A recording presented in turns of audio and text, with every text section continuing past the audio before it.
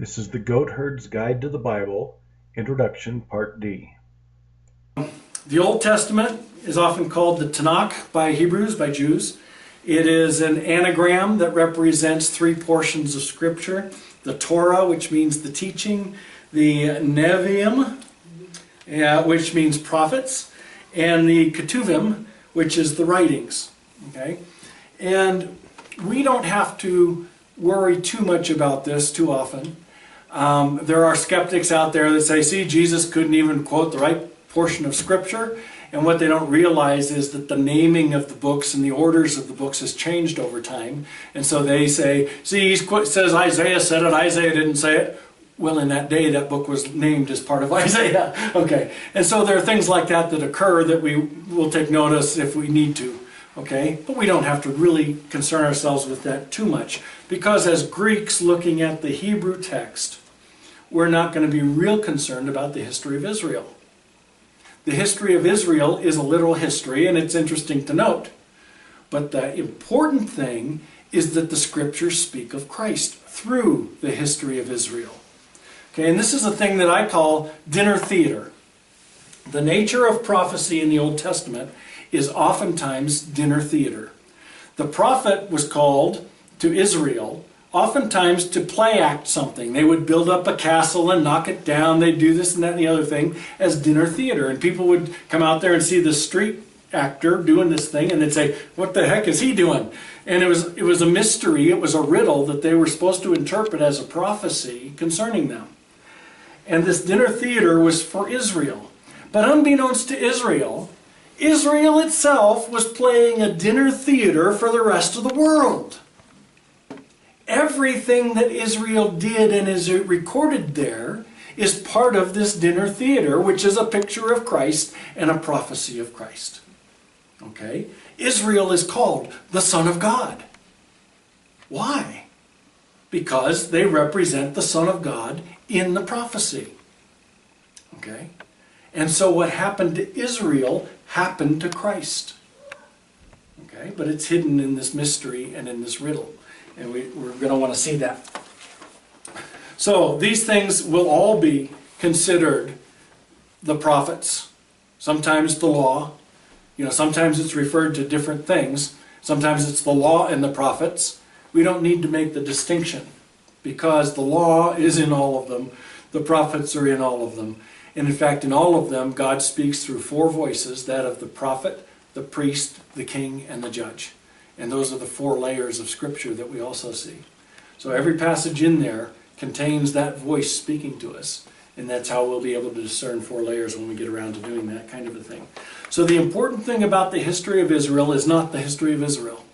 The important thing about the history of Israel is that they are revealing God's nature to us through Christ. They are prophesying what Christ will do. And as we see Israel now prophesy it, we'll see Christ do it. And we'll learn how to map those things back and forth. Okay?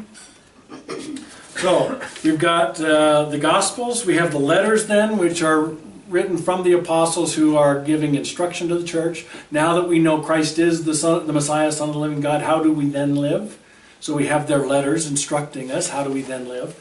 And some of those have great doctrinal teachings in them as well. So they are of interest to us.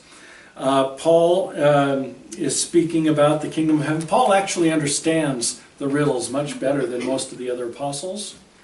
He was well learned in Hebrew Scriptures. And Jesus told us, he says, the scribe who is taught the new things, who can teach the gospel, is of great value, because now they can pull out of the old things and the new things and pull them together. And that's what we want to see, how Paul does that. Because that's the way we want to read the Scriptures. We want to read the old stuff through the eyes of an apostle to see Christ. And we want to read the new stuff, how do we then live knowing Christ. See? And so those things are that. Now also the final book, the book of Revelation, has all kinds of baggage attached to it, because everybody in the world wants to tell us that we can't read it accurately, but they want to tell us exactly what it means. And so what we're going to do, I've started a little study online in the book of Revelation, And what I believe that we'll find there is that he's telling the same story that's told over and over again through the Old Testament, but now he's telling it in a different voice. He's telling that story using the symbols on the front line of the conversation rather than in the hidden line as the Old Testament does. So it's like a Rosetta Stone to show us the symbols of the Bible. Okay. Now, is that important to us as far as a Armageddon coming up, or a rapture, or whatever else may be? I'm going to say, I don't care about those things. We may have some sort of a rapture or Armageddon or something happen historically, but it doesn't matter. In the history of the world, as according to the Bible, God created all things. And then he desired to have a relationship with his creation. But his creation couldn't understand him. And so he divided his nature into two parts. One is the aspect of holiness, and the other is the aspect of love and grace. So holiness he reveals through his law, through judgment, through all of those things. And the grace, he started just giving us grace by not destroying us. Okay? And so we're living in grace, and then we're trying to understand that grace in the context of his holiness. But we never do understand his holiness for some reason. And so in the garden, he's given a tree which is separate, which is a symbol of holiness, is separateness. God is separate from us. He's different from us. And so we're given a tree and said, don't eat the fruit. Why? Just because I'm holy and I said so. It's a symbol of my holiness. There's nothing magical about the tree. Just don't cross that line because I'm God. See? Oh, well, if you can make the rules, so can I. You're my peer, and so I can determine what is good in my own eyes, and by doing so I deny that you are God. So the penalty to that was more separation. Now I personally believe that all that stuff happened in eternity. God created in a timeless eternity, so that things that looked very old happened in an instant, and things that looked very young happened in that same instant. And that time didn't actually start ticking until the fall. And now it's a measure of the destruction that we brought on ourselves through sin. See, so I actually believe the universe is 6 days younger than most young earth creationists. Okay? So yes, mountains can look like they're billions of years old. Stars can look like they're billions of years old. It doesn't matter to me. Okay? Because they happened outside of time. See? And they all happened in that instant. Okay? And why do I believe that? Because he says, there are 7 days, and then at the very end he says, and all this happened in the day that God created the heavens and the earth. 7 days happened in one day. He wasn't talking about time. He was talking about images of Christ. Okay?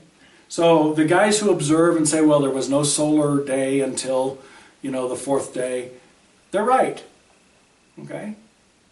The word yom actually means a picture of the finished work of Christ when we get into it.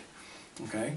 And so the first day is a picture of Christ, the second day is a picture of Christ, the third day is a picture of Christ, the fourth day is a picture of Christ, all the way down till he created the man. Who's the man? Christ, who came for a bride. And Christ is the express image of God. Oh, let us make man in our image and likeness. Christ is the express image, and we as the bride will be made like him. Oh, so the bride isn't the image of God. The bride is the likeness of the husband. The husband is the express image of God. See? And that's the picture of Christ that we get out of that Genesis picture. As we split that and go into each portion thereafter, we'll see picture after picture of Christ through the Scriptures. That's the important part of what we want to get out of the Scriptures, is that it's always speaking about Christ. It's always speaking about who he's going to be, and so therefore when we see him, we know him, because we've seen him all along.